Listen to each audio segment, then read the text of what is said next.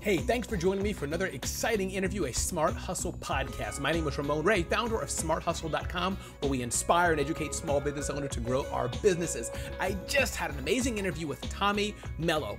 He's a podcaster with Home Service Expert. He has a book out all about home service millionaires. He talks about how he took a business, a garage company, home services, and went from negative $50,000 in revenue, which is debt, to making $40 million a year in his current business and businesses. You have to check out our interview. We talked about leadership, we talked about marketing, we talked about hiring the right people, and so much more we unpacked in Tommy Mellow's story. Are you ready? Join us for the discussion right now.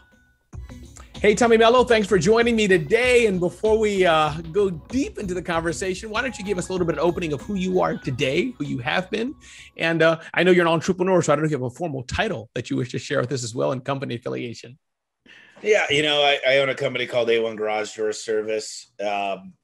I wrote a book called The Home Service Millionaire, and I have a podcast called The Home Service Expert. So I love garage doors. They're 40% of your curb appeal, and they are the smile of your home. So my life evolves around the garage door, believe it or not. And I went to school. I ended up getting a master's degree in business, all to do garage doors. I love it. And tell me something about garage doors that the common layperson like me doesn't know. Since you're the garage door doctor, give me one or two things that I can go, wow, I never knew that about garage doors. Make me Well, what's super cool about garage doors is Amazon just partnered with LiftMaster, it's Chamberlain, and now they can deliver packages into your garage. But what people don't know, in Portland and San Francisco, they're testing out leaving stuff in the refrigerator and the freezer in your garage. So soon you'll be able to get all your fresh produce on a daily basis delivered in your garage, right in your refrigerator. Wow. Wow. So that's a big deal. And then the garage door started pairing with all the smart home stuff. So you could open and close it from your cell phone. You could have it close after 3 minutes if you'd like. And a lot of people don't know this, but when you get solar panels, you want to insulate your garage door because a lot of the ambient heat comes through there, goes in your attic, and makes everything work harder. And the last thing I'll tell you is most, believe it or not, pest control companies partner with us because a lot of those nasty critters and reptiles and whatnot, they come through the bottom of the garage. That's the number one entryway where bugs get in. So make sure that you got a nice tight seal on that bottom of it. I love it. We can just stop right there. I'll just take your material and have the 101 guide to garage doors. Yeah. So Tommy, give us a bit of the story of how it started. I know I'm sure there's a lot of angles, but one claim to fame that I have in front of me is how I think you bought or were with a business that had some debt in it. And then you were able to grow that business. And I think that's one thing that's really interesting. It's one thing to work with something that's already existing and running and doing well, but taking something that's in the red or a negative and scaling it up. That's powerful. Can you tell us what happened there?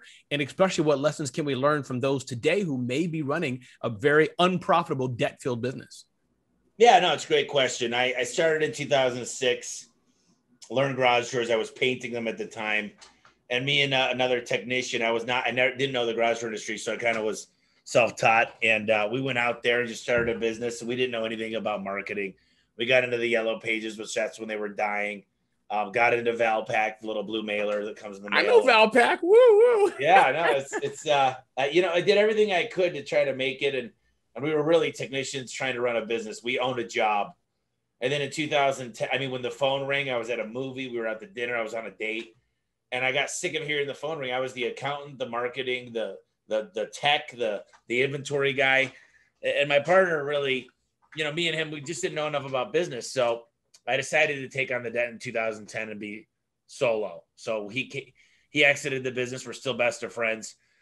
And 2010, I started reading a lot and learning about, I read the E-Myth Revisited by Michael Gerber. So, yeah, there you go. I have 10 of my favorite books of all time to my left. Yeah, no, it's an amazing book. And so I read that, then I read The Ultimate Sales Machine, then I met The Richest Man in Babylon. And my accountant kept giving me books. He's like, read this one, read this one, read this one. And I learned to love to read.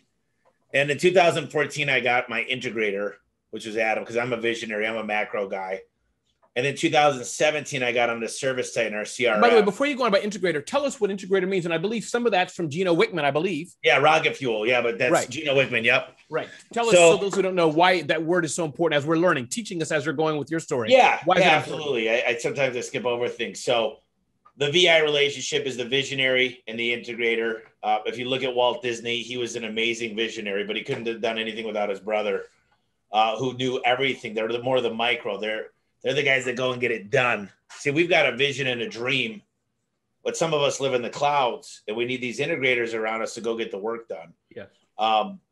There's people that have both of them. I'm not that person. I love to get stuff done, but I'm very good at calling out my weaknesses, and I've got a lot of them. I'm not good at time management.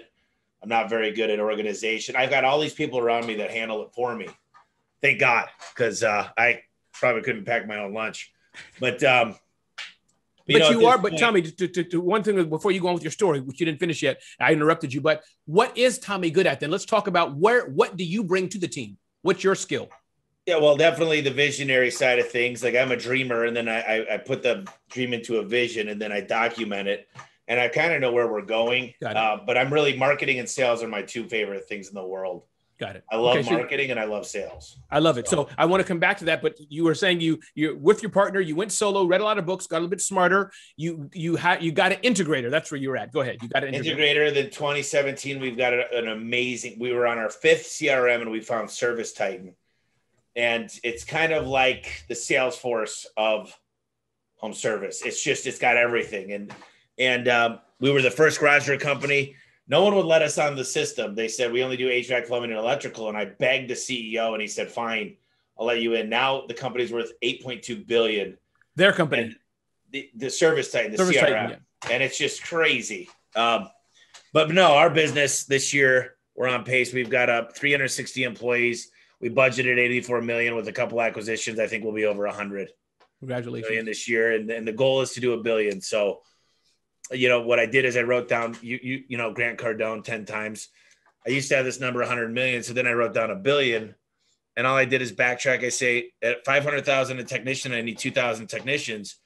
Then I built that into a 4-year plan, kind of hockey sticked it, built it into year by year, quarter by quarter, month by month, week by week. And I said, I'm going to need a training center. I'm going to need full-time recruiters. I'm going to need full-time trainers. Now you come look, I've got 7 full-time trainers, 4 full-time recruiters. And this is what we do. We do garage doors. We do it really, really good. And are you building then your own ecosystem? Any 17-year-old guy, 21-year-old gal can come through your system. They know zip. I'm just repeating what I think I'm hearing. You will train them garage doors. Then you're going to hire them, and they're part of your force in a good way to service garage doors and more. Am I hearing that correctly? Yeah, 100%. I try to get, most people say, where do I find people with good talent? And I say, I just need a good canvas. You've heard of BNI, Business Network International. A lot of people do a 1 minute, 60 seconds, tell me what you are. So you stand up and I basically say, hey, my name's Tommy. I own a garage door company. We fix and replace garage doors, but that's not why I'm here. I'm looking for amazing people. If you know somebody ambitious, that's always smiling, that wants to go get it and earn a career. If you know someone that wants to learn from nothing, I don't care if they work at an Amazon fulfillment center, wherever they're at, if they're a busboy, whatever they might be, I want to help train them and make them an amazing career that delivers 6 figures. We give a brand new truck. We give a brand new iPad. We show them the ropes. We could send them. Right now we're in 17 states. Wow. So, that's the guerrilla marketing in me, the B&I side. But I love that, man. So let's go back. Many people market for customers. I market for employees. I love it. And as a leader, that's probably your job. You have other people who can market for employees. So let's go back then to that growth of between 2007, 2017, this 10-year and how it's grown. What are some of the steps that you had to go through? Because you were losing money, you're unprofitable, things were not going well. You hired an integrator. I got that. But walk us through some of those key pillars, Tommy, that were the key to success to where you are today. I'm sure it didn't happen overnight, and I'm sure you fell on your face maybe a few times on that journey. Talk to us about that. Well, there's a lot of things that happened. Some of the biggest things that happened was I met a consultant named Al Levy. He wrote the 7-Power Contractor, and he came in and said, show me your manuals, show me your org chart, show me your depth chart. And I said, I gave him this big old dusty book. And he goes, no, you got to teach your people how to win the game. So we created performance pay for a lot of the employees. That was a win. They made way more money than they were making, or a lot of people quit. when they realized that they had a stake in the outcome, they didn't really want to work. So we literally, our key performance indicators started improving dramatically. And so that was a big piece. It's just really sitting back and saying, let's design, let's get a plan. Let's build each and every role. What's expected of them? Let's teach them how to play the game. And then the key performance indicators are the score. And if you're scoring well, you're making good money. If you're not, we're going to work with you and coach you unless you lie, cheat, or steal. So that was a big, big piece of it. And then, you know, what I realized more than anything is I'm not good at a lot of things. So I've surrounded myself with everything I'm not good at. And I became a coach. I'm a cheerleader. I'm the guy that literally, we're talking about the core values of the company all the time. We talk about the mission vision. We talk about one-on-ones. And anytime there's a carrot, there's a stick. But I want to learn more about your family. I want to, you know, I'll spend 45 minutes and an hour talking about dreams and ambition and what our goals are in life. In the last 15 minutes, we're probably going to talk about what you're doing really good. Or I'm going to have you help me train other people at your assets. And then we're going to talk about maybe some things that we can work on together. And that's our improvement plan. And even Tom Brady needs to be coached. I think a lot of the problems is so many people focus on the bottom 20% when they could take the top 20 and improve them by 100% and be doubling their profit a lot quicker than trying to get that bottom guy to the top. But, you know, I think the fact is too that we created an environment for winners, and a good employee. Don't take this the wrong way, but I don't really want good employees. I want great employees. Good employees, they stick around. They don't really move the company. They're okay. They don't get noticed, but they don't get yelled at. Bad employees get fired. Good employees slow down the company. Great employees accelerate. And so many times we find ourselves okay with okay. We're okay because the employees are hard to get right now. Employees are hard to get because you put an ad on Craigslist and you expect them to come running to you. You got to create an environment where they're coming from every angle. Every single job applicant form, every single meeting, every single, they've got job fairs. Mm-hmm. You should be on all social media. You should turn your internal team into recruiters. I give my employees $1,500 if they find someone good that gets hired. There's a guy that made $15,000 last quarter. And I'm like, good, you deserve it. You found 10 great people. Wow. This is powerful. And then I'm curious, Tommy, tell me about the garage door industry. For those who don't know, it can seem like garage doors. What are you talking about? $1 billion company? Can you help us understand the industry? And is this normal what you're doing in your industry? Or most of your competitors, are they like, man, what's this guy drinking? How do we get to Tommy's Mojo?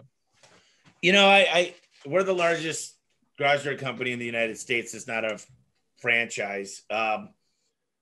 I do think that most companies, they're not prepared to bring on somebody and train them. It costs too much money. Each employee costs about $25,000 that we do that with. But wow.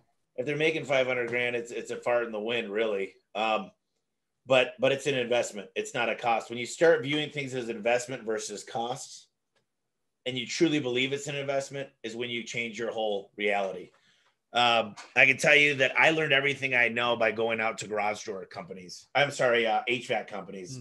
Plumbing and air conditioning companies. So I fly out to Michigan, Florida, Texas. I'm all over the place visiting HVAC shops saying, see, garage doors is where HVAC was in the 90s. Okay.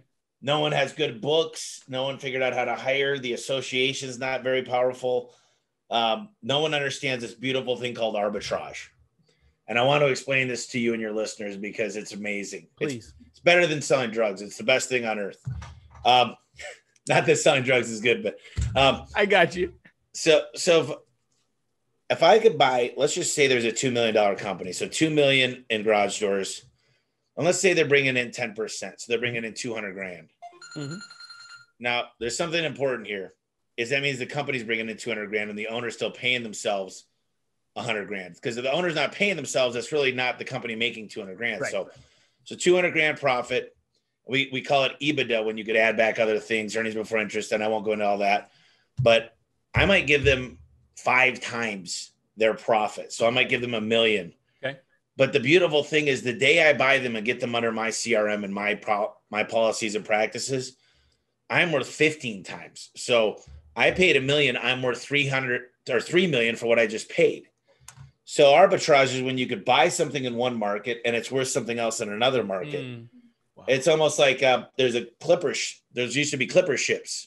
in the 1860s for the gold rush, and they take shoes and necessities from New York all the way around these fast ships, would go all the way to the gold rush in San Francisco, and it was worth 6 times more what they paid in New York. Got it. Well, that's the same thing what happens with companies. As I buy them up, I'm actually worth a bigger multiplier. And it's crazy because it's so much fun when you get to the point where you can start actually buying companies. You become acquisitions. I'm what you call a platform company.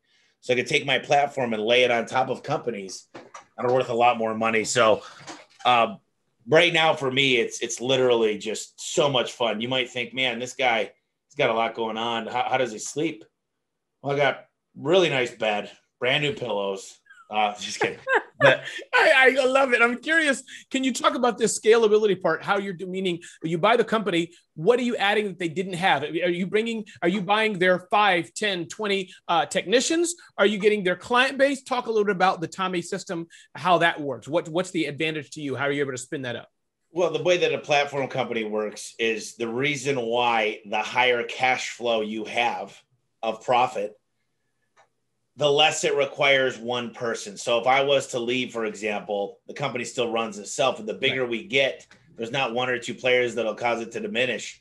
I've been through COVID. I've been through 2008, the housing crisis. We are sustainable. We're what you call an essential home business. And I didn't deem that on myself. We're very fortunate to be able to have that because there's a lot of winners right now in this economy. There's a lot of losers. And I don't mean losers, just they got the shit under the stick. And what I mean by that is hospitality and the movie theaters. And it's unfortunate. But what we've learned is private equity is swarming our way. Capital venturists. There's so many people that want our cash flow. And what they're learning is you were part of software. You said Infusionsoft. And they're learning that those multiples they're not sustainable. And they're going to come down, I think, in software because they're burning money faster than they can make it. They never need to make a profit. And it's because of an arbitrary profit and loss. And it's just the reason why that people want us is we've got better key performance indicators. We've got a higher conversion rate. Average ticket cost per acquisition is lower. Very good at booking phone calls. But more importantly, it's sustainable. It's big. It's bringing in a lot. So they say for me to go from buying 50 garage door companies to them come on and get me 500 is a lot easier from a guy that bought 2 going to 10, believe it or not. We've already got the systems in place to handle it. So they're going and looking at this. How quick in under a 5-year term could I get this valuation to triple? So if they gave me 500 million, could we get it to 1.5 billion? They're building it off the backs of our operations and us. Got it. The bigger we get, the faster they can consume. They look at it like almost like a virus. How quickly can you go out and get everything you want? And it's interesting, but what they got to do is private equity raises money from anywhere from school systems and districts to even governments. Governments invest in private equity. There's millions and billions or billionaires, and there's private equity gives you fast ROIs, and it's much better than it's safe. Right. Somewhat safe because they're going through doing quality of earnings. They're making sure that it's real cash going in. They're making sure it's good accounting. They're doing an asset purchase only, so they don't have the liabilities most of the time. And they'll do background checks of every single main manager. It's crazy what they do, but when you get through it, it's a win-win. Got it. That's powerful. And that's the asset side and the capital side and investor side, which is powerful.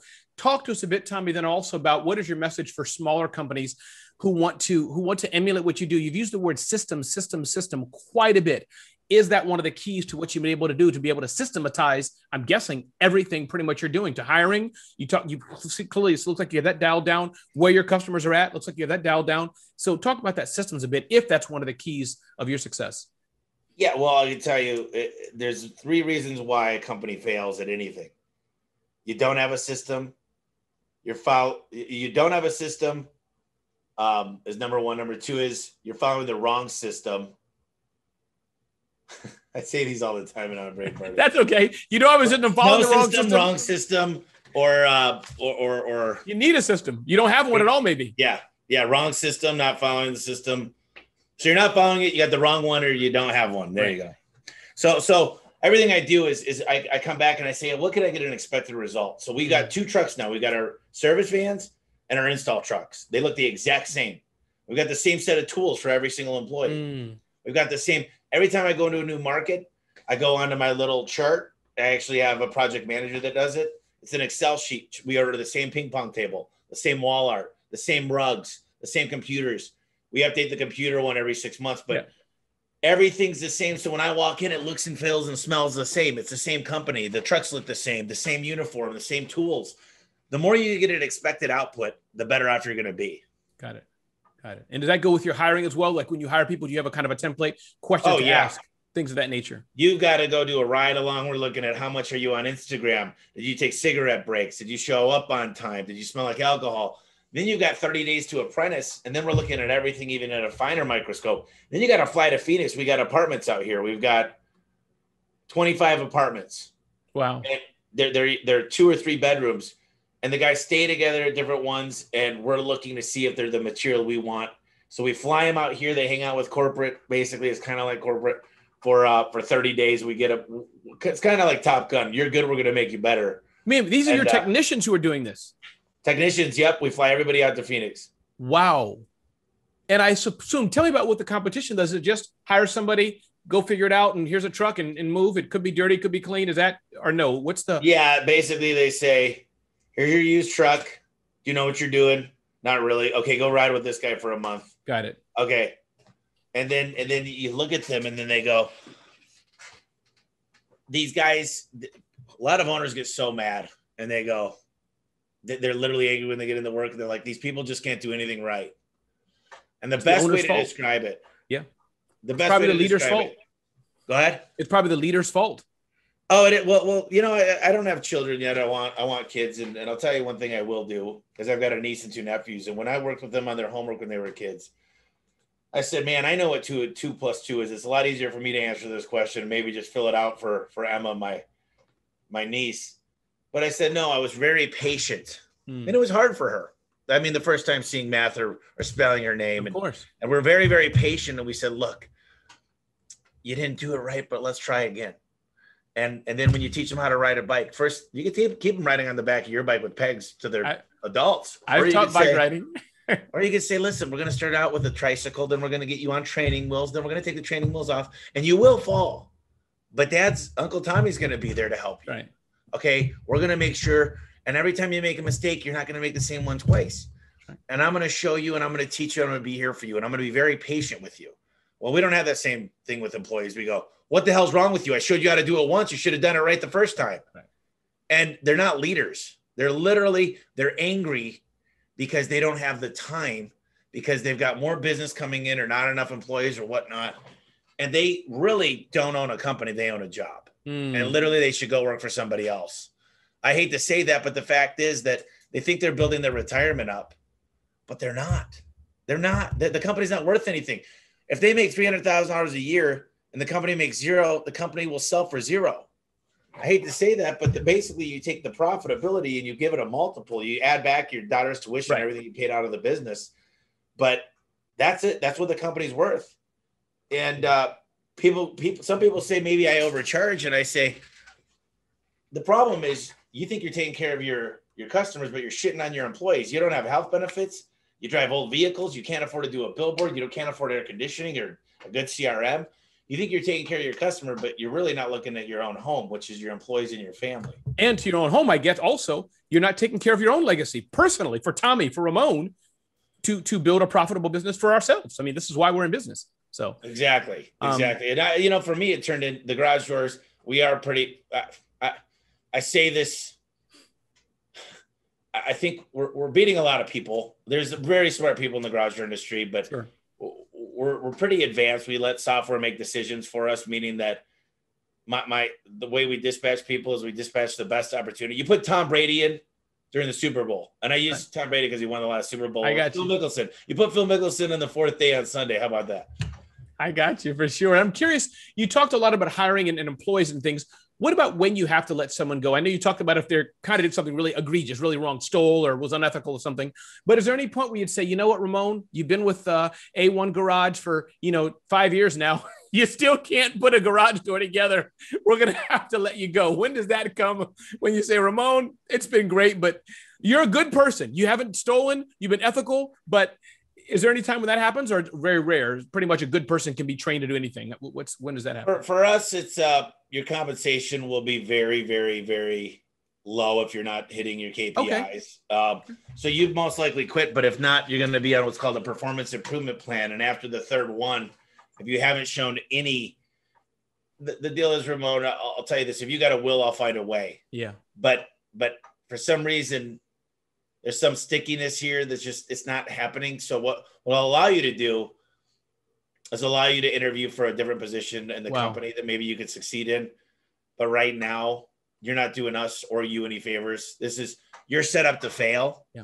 Last thing you want, Ramon, is me and my other managers here talking behind your back on how we're going to try to get rid of you. That's not fair to you or me. So let's sit down here and figure out a way to have a win-win situation. And right now, you should never be surprised if I'm going to do this. First of all, you should have known this was coming.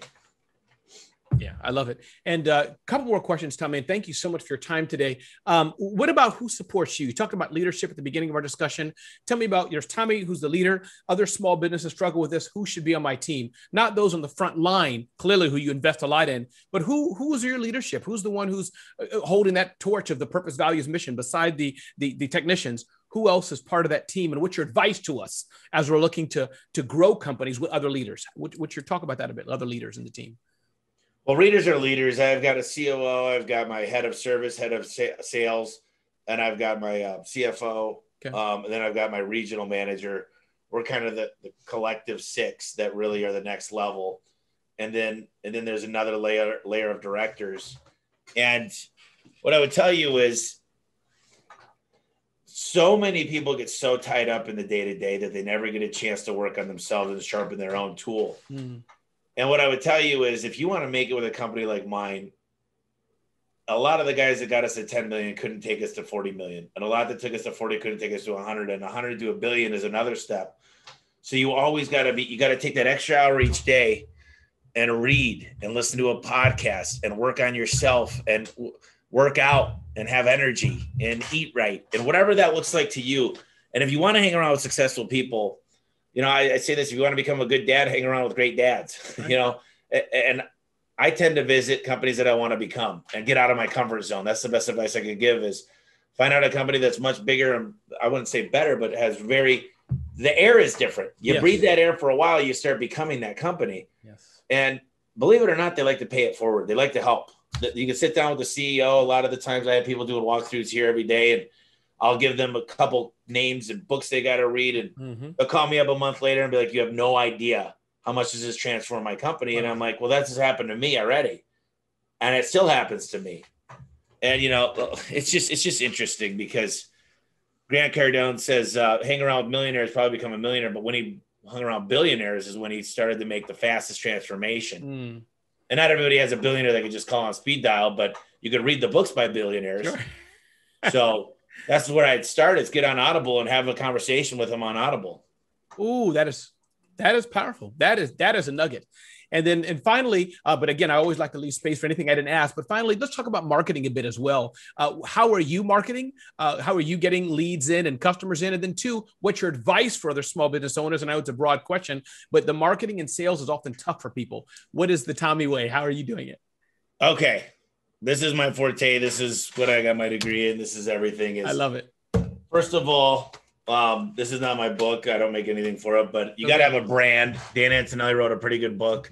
It's called Building a Big Small Business Brand. And it really is getting the right logo. So many people, I drive by billboards, I drive by vehicle wraps, and I'm like, what the hell does that company do? They mentioned they got BBB, Yelp, Angie's List. They got a pool, but it looks like a canoe. And it should be very, very easy what you do. Mm. And then you should create a really nice website and answer a lot of questions, come up with a lot of FAQs, create a lot of helpful videos. Google is God when it comes to most services. You've got 4 algorithms that run on Google. You've got organic, you've got what's called LSA, local service ads. You've got the Google My Business page with the reviews. Then you've got pay-per-click. Mm. I want to be on all 4 of those. I want to own them. I want to be on Houzz. I want to be on Instagram. I want to be on TikTok.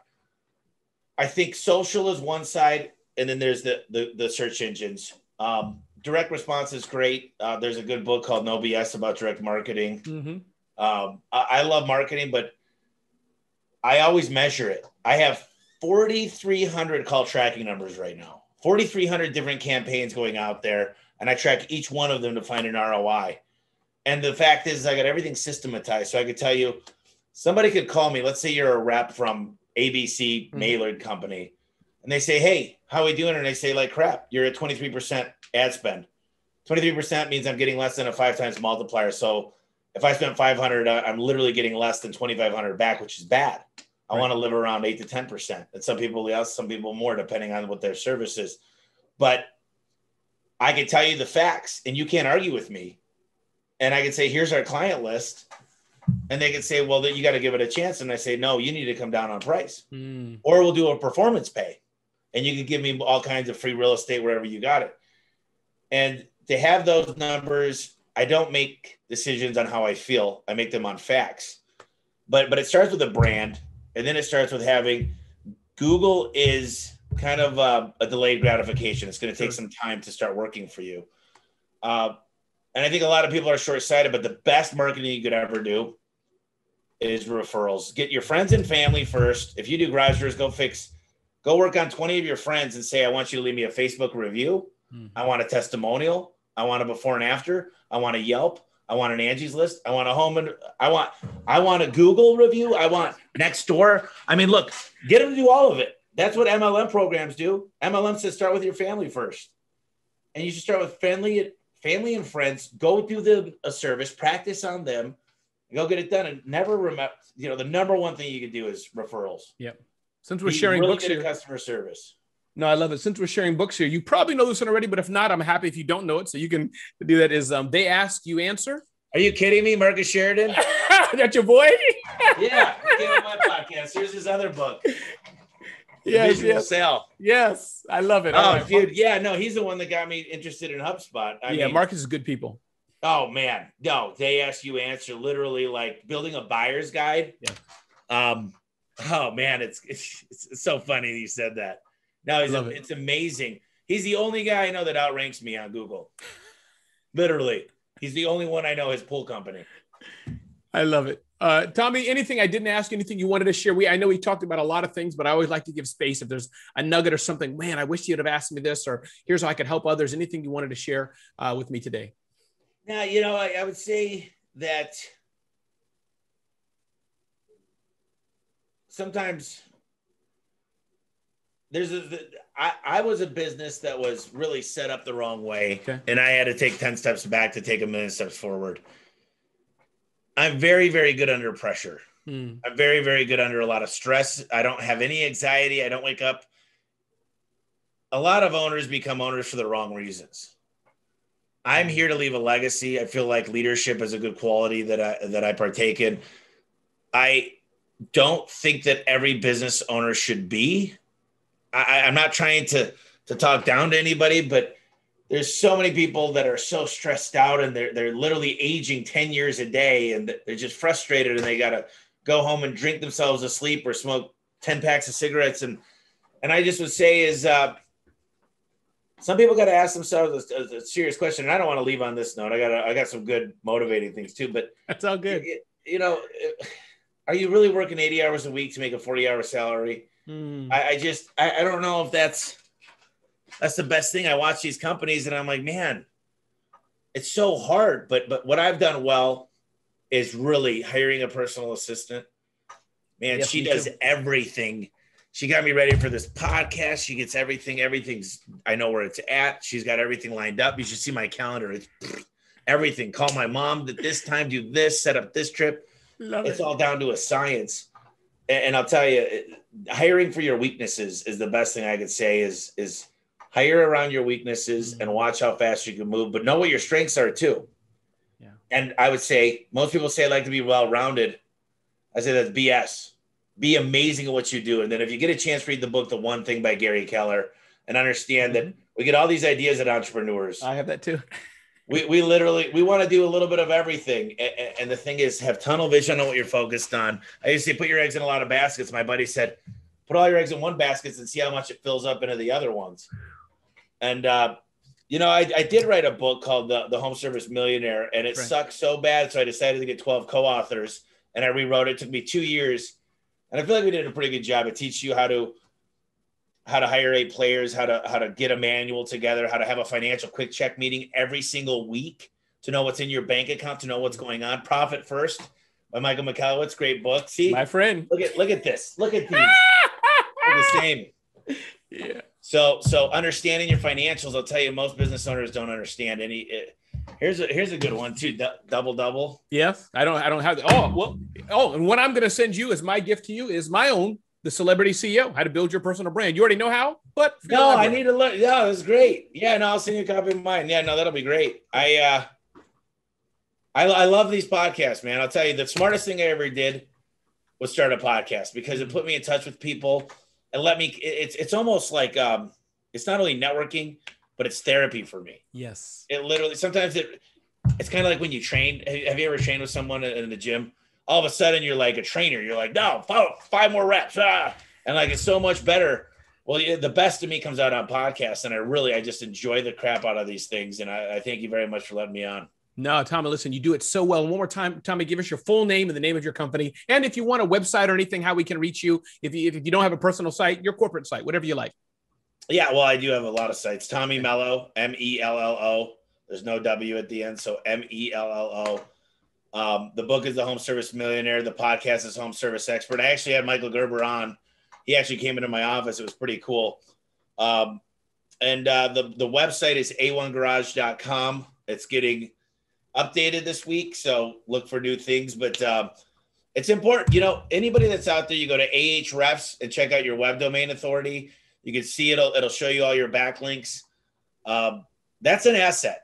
And the last thing I say is really think about what a cost is versus an investment. Mm-hmm. A lot of people make that mistake because they think they're spending money on SEO. They're actually investing in SEO. But you got to find good people, because a lot of people they're the middleman, and they're hiring virtual assistants to do everything. And those are not necessarily the best, but I enjoyed this very much. You asked a lot of great questions. You made my day, Tommy. Thank you so much.